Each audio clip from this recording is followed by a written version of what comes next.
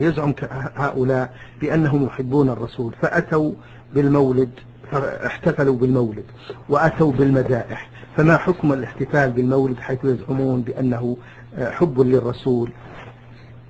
على القاعدة التي ذكرت لك. طيب، من أحب الرسول فليتبع سنته، من أحب الرسول فلا يبتدع في دينه ما ليس منه. ولنا ولغيرنا كتابات في هذا الموضوع وبيانات، والذي نسأل الله تعالى إياه أن يهدي إخواننا للصراط المستقيم. ويا سبحان الله، أين أبو بكر؟ أين عمر؟ أين عثمان؟ أين علي؟ أين الصحابة؟ أين الأئمة عن هذا؟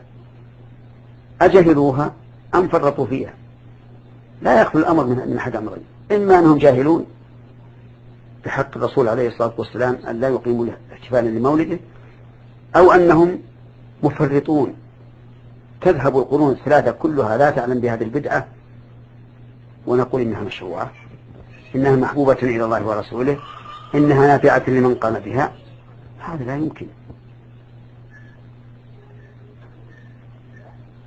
ثم إنه يحدث في هذه الموالد من المنكرات العظيمة والغلو بالرسول صلى الله عليه وسلم شيء كثير. فنسأل الله تعالى أن يرزقنا جميعا الاتباع. نسأل الله تعالى إيمانا لا كفر معه، ويقينا لا شك معه، وإخلاصا لا شرك معه، واتباعا لا ابتداع معه.